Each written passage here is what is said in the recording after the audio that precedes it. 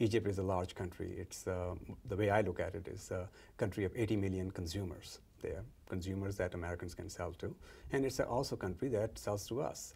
We have record trade with Egypt. Last year we had $7.9 billion bilateral trade, which is about 75% increase over the last 4 years that I've been here. So looking back, if you look at our numbers back in 2004 and 2008, there is a significant increase in bilateral trade in both directions. The government of Egypt, under the leadership of Prime Minister Nazif, have implemented excellent economic reform program, and that has resulted in quite a bit of what I would call a climate, conducive climate for foreign direct investment, as well as for increasing trade, not just with the United States, but within the region, and also with countries within Asia and Europe. In terms of key reforms that they have made, customs, okay, average tariffs has come down significantly. From as high as 45% to 6.5% for most industrial goods. That's number one reform that has gone into place. Second, they have done tremendous work, I would say, in the reform of their banking sector. They have done quite a bit privatization of the banks, with the exception of few. Most banks have no longer in the state control.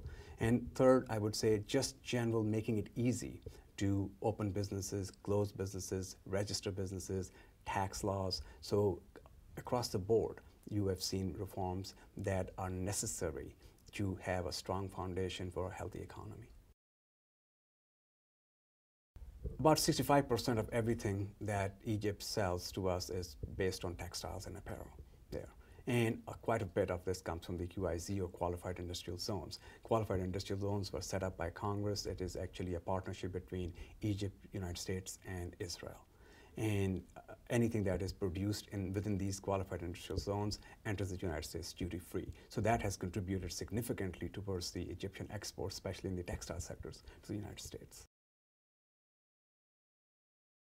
Well, according to the government of Egypt's own estimates, QIZs have helped either create or save more than 100,000 jobs in Egypt.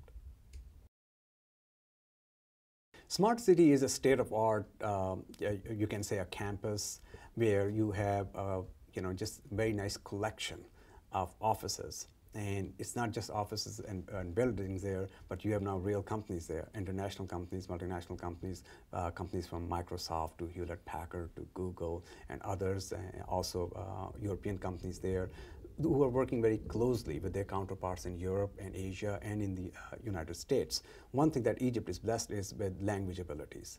People have excellent language abilities, especially most people speak English and Arabic, and quite a few speak Spanish, Portuguese, and French. So some of the backroom operations that normally used to go to India and other countries are now coming to this region also. They would like to do that, but I think that they already are looking beyond that. No, they are not just looking at the backroom service, they're also looking at R&D centers there. We have Intel, we have Cisco, who are looking at, and Google's, who are looking at moving their regional, not only regional service center, but regional R&D centers into Egypt. President Bush's vision is to see Middle East free trade area by 2013. Egypt being the largest economy in the region, largest country in the region, you simply cannot have a Middle East free trade area without Egypt being in it. The issue is not if, it is when we will have a free trade agreement. But that is not the only thing that is important. If you look at our bilateral trade, in the absence of a free trade agreement, it has grown by 74 to 75% in the last 4 years. So free trade agreement would be nice to have with Egypt, but without that, there are a lot of other areas that we can work on. We have qualified industrial zones that we are looking at expanding with Egypt. We have trade and investment framework agreement with Egypt, and under which we both sides sit down and talk about how to facilitate. And we also have bilateral investment treaty. Well, the biggest hurdle that we have is in Washington, actually, because the president's fast-track authority has expired. So when the new president comes in, and if he decides to ask for a fast-track authority, and if Congress grants him the fast-track authority, that's when both sides will have to sit down and look at the mechanism to go forward with it.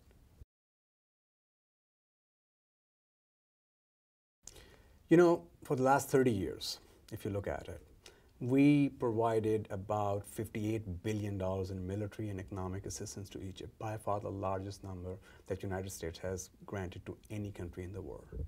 However, if you look at the last 20 years, our bilateral trade has been close to $84 billion. So clearly, you look at it, that our trade has been far more than our aid. That's number one. Number two, when we started the strategic economic relationship with Egypt, our assistance to Egypt constituted about 10% of the GDP. Today, it is less than 1%. So clearly, Egypt is at a very different point in its economic and political and structural development. Our number one export is, of course, commodities.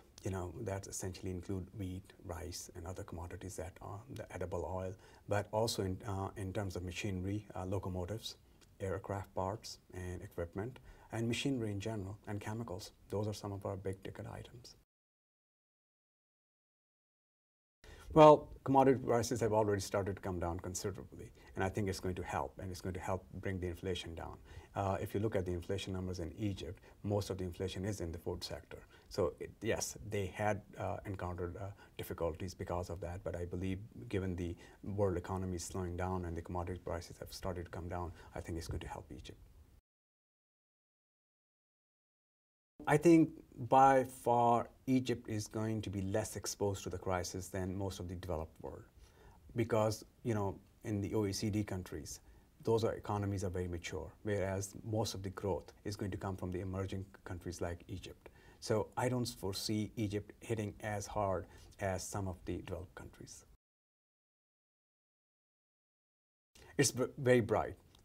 Just looking at the numbers for this year, first half of this year, our trade was $4.5 billion, which is 20% year-to-year increase from, based on the last year numbers. So I think that if we continue to see this trend, we are looking at about, on average, between 15 to 20% growth every year.